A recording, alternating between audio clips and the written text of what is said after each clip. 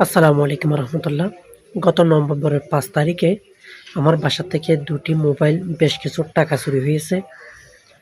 আমার নিকটস্থ থানাতে আমি দুটি জিডি করেছি।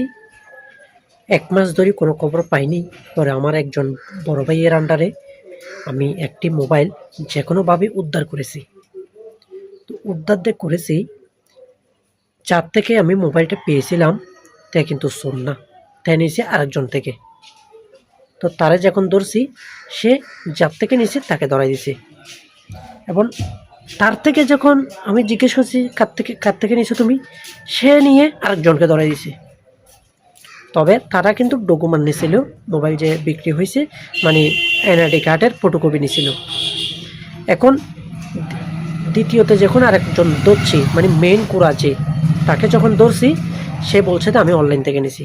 তাহলে অনলাইন থেকে যে তুমি নিছো, কোনো আইডি কার্ড দেখাতে পারো নাই, কোনো অনলাইনের কোনো মানে কি স্ক্রিনশট দেখাতে পারে নাই, বা কার থেকে কিনছে কোনো পেজের নাম দেখাতে পারে নাই, কিচ্ছু দেখাতে পারে নাই। তো অনেক ঝামেলা হয়েছিল। একটি মোবাইল কোনো রকম করে আমরা নিয়ে আসছি, কিন্তু টাকাও আনতে পারি নাই, আর একটা মোবাইলও আনতে পারি নাই। যেটা নর্মাল মোবাইল ওটা আনছি, দামি মোবাইলটা রয়ে গেল। তো এখন সে বলতেছে যে আমি চোর না, আমি মোবাইলটা একটা পেজ থেকে নিছি বা অনলাইন থেকে আমি নিছি। এখন আমি কোনোভাবে তাকে সন্ধান করে দিতে পারছি না। সে কিন্তু আমাদের থেকে আবার সময় নিয়েছিল, মানে 1 সপ্তাহের একটা ডেট নিয়েছিল, যে 1 সপ্তাহের ভিতরে আমি যার থেকে নিছি তাকে দেখাই দিব। কিন্তু সে সময়ের বাইরে হয়েছে, এখনও সে দেখাই দিতে পারতেছে না। এর ভিতরে আমরা আরও অনেক খোঁজখবর নিয়েছি। খোঁজখবর নিয়ে বুঝতে পারলাম যে সে একজন মানে এই কাজের খুবই দক্ষতা। অন্য চোরদের হাতানি ও চোরা করায়, আর সে সেল করে, মানে এতটুকু পর্যন্ত আমরা ধারণা পেয়েছি। এখন কি করণীয়? এখন আমার টাকাও পাই নাই, এবং মোবাইল আরেকটাইটাও পাই নাই, শুধু নর্মাল একটা মোবাইল পেয়েছি। তাও আমার একজন বড় ভাইয়ের সহায়তায়, তাকে অসংখ্য ধন্যবাদ, একটা মোবাইল আমাকে উদ্ধার করে দিয়েছিল। তো এখন সে বলতেছে যে ওতে অনেক জিজ্ঞাসাবাদ করছে।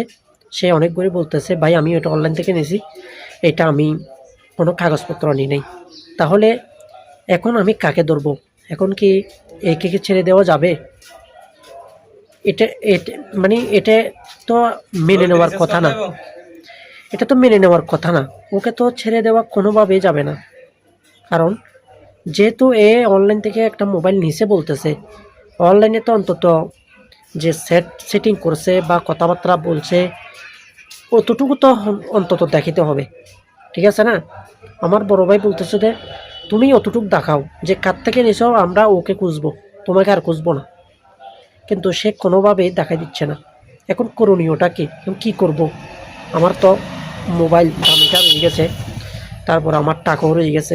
তখন আমার কোনো কিছু যদি করণীয় থাকে, আপনাকে একটু কমেন্টে জানাবেন ভাই, আপনাকে কমেন্টে জানাবেন আমার কি করণীয়। তবে কিন্তু এখনও আমার হাতে মোবাইলটা আসছে, এখনও প্রায় 15 দিনের উপরে হয়ে গেছে, কিন্তু এখনও আমি জিডি তুলি নেই। এখনও থানাতে আমি যে জিডিটা করছিলাম ওইটা এখনও তুলি নেই, ওটা এখনও চলতেছে, কিন্তু মোবাইল একটা পাইছি আর কি। এখন করণীয়টা কি ভাই আমাকে একটু জানাবেন, আমি নিরুপায়। তবে আমার তো লাগতেছে যে এর কাছে আমার মোবাইল ওইটাও আছে, কারণ সে নিজেই কোনো কার থেকে নিচে দেখাতে পারতেছে না। এরকম তো কোনো কথা না। অনলাইন থেকে নিলে যে পেজ থেকে নিচে এরকম কোনো ডিলিট করা যায়? এ বলতেছে আমি যার থেকে নিছি এ অনলাইন থেকে ডিলিট হয়ে গেছে, মানে আমার যেমন ডিলিট করে দিয়েছে। এরকম কি করা যায় কি না? আসলে আমার এটা নিয়ে কোনো আইডিয়া নেই, এটা নিয়ে আমার কোনো আইডিয়া নেই। তো আপনারা একটু জানাবেন যে আসলে কি মানে লেনদেন হইলে বা অনলাইনে কোনো কথাবার্তা আদান প্রদান হইলে, তাহলে ওইগুলা কি আসলে কি এই যে ডিটেলসগুলা মানে ডিলিট করা যায় কি না? তো সে বলতেছে হ্যাঁ ডিলিট করা যায়। এ বলতেছে আমার পেজ থেকে ডিলিট হয়ে গেছে, আমার ফেসবুক পেজ থেকে ডিলিট হয়ে গেছে। এখন আমি তাকে কিছুতেই খুঁজে দিতে পারছি না। এখন শেষ পর্যন্ত আমি লসে পড়ে গেলাম। এখন আমি কি করব? এখন আমার করণীয় কি ভাই একটু আমার জানাবেন প্লিজ। আসসালামু আলাইকুম।